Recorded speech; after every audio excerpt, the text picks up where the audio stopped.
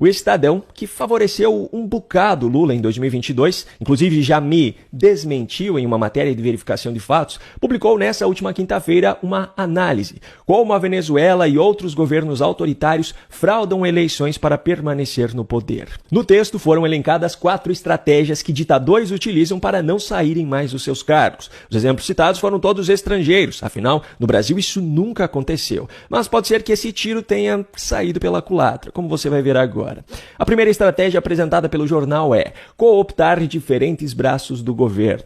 Aqui eles dizem que cooptar o judiciário ou o corpo legislativo é uma ferramenta comum usada por governos autoritários para fraudar eleições. Se isso tivesse acontecido no Brasil, o que não aconteceu, mas se tivesse acontecido, nós poderíamos citar o exemplo das composições do STF e do TSE.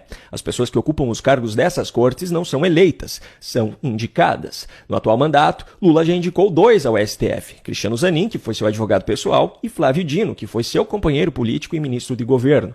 Essa indicação precisa passar, é claro, pela aprovação dos senadores, mas coincidentemente rolam umas emendas justamente nesse período que facilitam a aprovação.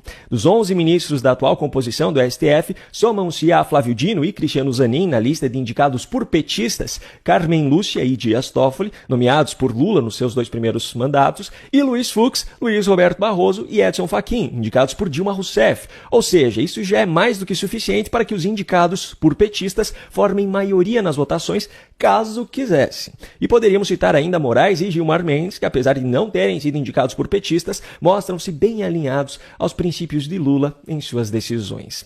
Em relação ao TSE, a composição dele em 2022, no período das eleições, dos 7 ministros, 4 tinham sido indicados por Lula aos seus respectivos cargos no STF e no STJ, além de Moraes. Mas tudo isso que eu estou dizendo é apenas uma suposição, que fique claro. A segunda estratégia elencada na matéria é limitar os candidatos. Aqui é citado o caso em que Maduro usou os tribunais para proibir, segundo o jornal, a carismática Machado de disputar a presidência. Pois é, se essa estratégia fosse utilizada no Brasil, o que não é, mas se fosse, eu citaria aqui as condenações de Bolsonaro, o principal adversário de Lula, à inelegibilidade. Mas isso são apenas casos hipotéticos. A terceira estratégia apresentada pelo jornal é criar uma cultura de medo. Aqui eles falam sobre os alertas de Maduro para um banho de sangue se seus adversários vencessem, também as proibições de Vladimir Putin a manifestações públicas, etc. Se isso fosse utilizado no Brasil, o que não é, mas se fosse, eu citaria o alerta de Lula de que se ficasse claro que a extrema-direita poderia voltar,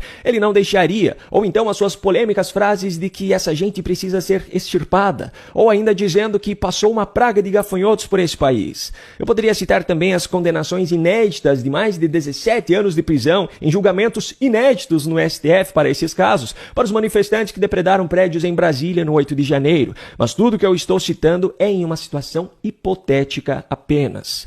Por fim, o Estadão apresenta como quarta estratégia a compra de votos e enchimento de urnas. Aqui são citados casos como o do Partido Colorado no Paraguai, que reunia e pagava indígenas para que votassem no seu partido. Também são citados casos de distribuição de vales presentes no México, entre outros. Se isso acontecesse no Brasil, o que não acontece, mas se acontecesse, eu poderia falar sobre programas assistencialistas de governo que fazem questão de manter as pessoas cada vez mais dependentes. Eu poderia citar as destinações estratégicas de emendas parlamentares em períodos de votações importantes para o governo no Congresso, ou até mesmo aqueles eventos oficiais em que a maioria da plateia coincidentemente resolveu comprar a mesma camiseta e os mesmos bonés vermelhos.